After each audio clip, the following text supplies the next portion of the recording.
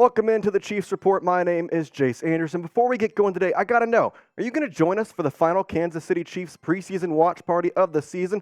The Chiefs taking on the Browns this Saturday. Final preseason game of the year will be live at 12:30 p.m. Eastern, 11:30 a.m. Central Time. Game starts at 12 p.m. Central Time, obviously 1 p.m. Eastern Time. Give us a like if you're going to join us. Make sure that you're joining because I bet everybody who's watching this video, you got to be in the watch party.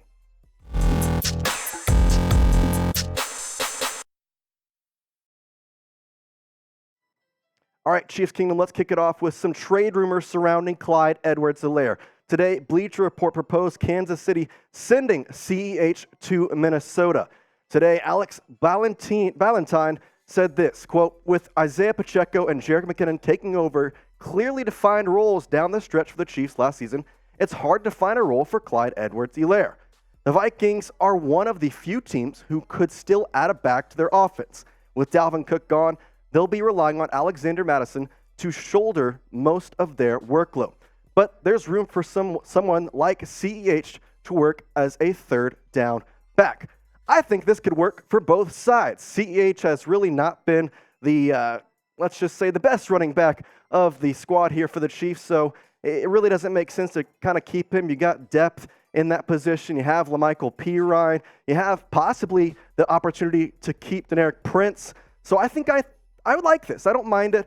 Get some extra, get a pick, get a depth move, whatever you want. You can kind of do a lot with this, but I think overall it makes sense given you have that Isiah Pacheco and Jerick McKinnon as the 1-2 punch. Those guys are the obvious going to be first and second down backs. You'll see McKinnon as a catching guy. It's pretty simple to see that CEH really just doesn't fit on this roster anymore. He's just a pass catching back for the most part. And looking at the Vikings depth chart at running back, with Alexander Mattison and Ty Chandler there, obviously Dalvin Cook now in New York with the Jets, it kind of makes sense to try and add that third guy, and that could be CEH. It makes sense, again, on both sides. The Vikings in need of a depth-type running back. The Chiefs, not so much. So overall, I think this trade could work for both the Vikings and the Chiefs. So I want to know and want to hear from you. Should the Chiefs trade CEH? I want you to type T in the comments for trade, type K for keep. Again, what do you think? Do you think that CEH has a role on this squad? I want to know. T for trade, K for keep in the comments. Moving along, the biggest news in the NFL yesterday, Trey Lance as a trade opportunity. Well, the 49ers named Sam Darnold their QB2 yesterday, and reports are that 49ers are exploring options with Trey Lance. So could the Chiefs maybe put a trade in to take him back and basically reestablish him as the quarterback he was projected to be at the start? He hasn't shown anywhere near what he was projected to be. I mean, he's only played in 4 career games. His completion percentage is not the greatest. He showed promise in some preseason games. He showed promise in some regular season games. Overall, he just hasn't been that guy yet for San Francisco. It's interesting to see what's going to happen with that situation, but for the Chiefs, you don't need Lance. We have Buechele. We have Blaine Gabbert. They're kind of fighting for that two spot right now.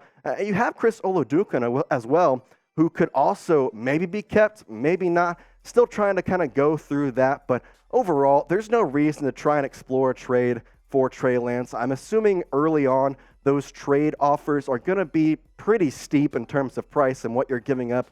So I don't think it's worth it. Blaine Gabbert has looked good in preseason. Buechele has also looked good in preseason. Have to see what happens with them with QB2, but there's no reason to even consider a trade with the Niners for Trey Lance. Subscribe for daily Chiefs news, as we have it all for you right here on the Chiefs Report, youtube.com/ChiefsTV. You can click that red subscribe button or click the link down in the description or comments. Moving on to the next thing on the agenda, who is QB2? Andy Reid said that this week it's very close between Buechele and Blaine Gabbert, and it honestly could come down to Saturday's game on who gets that QB2 role, either Gabbert or Buechele. Looking at the preseason stats, they're pretty close in my opinion. Gabbert, 11 for 16, 179 yards. He's got the 3 passing touchdowns. No interceptions, though, but Buechele, he shined in the game going 10 for 10 against Arizona. You see his full list of preseason stats there. Has the 1 INT. Overall, this is a very close battle, And with the preseason week 3 probably going to be second and third stringers for maybe all of the game, I don't even know if we'll see Patrick Mahomes. I think it's going to come down to Saturday. So we're just going to have to wait and see who's going to go out there and prove that they want this QB2 spot. Buechele or Gabbert. They both played well up until this point, but it's going to take one more game to see who exactly is going to be the number 2 for the Chiefs. I want to know what you think on this topic because I think I'm a little split. I love Sugar Shane, but Blaine Gabbert has also looked great. So type in the comments, type BG for Blaine Gabbert if you think he should be QB2, and type SB for Shane Buechele if you think he should be QB2 on this roster. Well, I mentioned Saturday, and I want to know, we got the last preseason game, got the Browns, the Chiefs at Arrowhead Stadium, Kansas City, Missouri. Will be live again, 11:30 a.m. Central Time, 12:30 p.m. Eastern Time. The game kicking off at 12 p.m. Central Time. So with that, I want to go with some players to watch. So coming up next year on the Chiefs Report, we're going to take a look at about 5 players to kind of keep our eyes on as this game kind of transcribes here on Saturday and see if who's going to make the 53-man roster, because that's going to be really, really stringent on this game.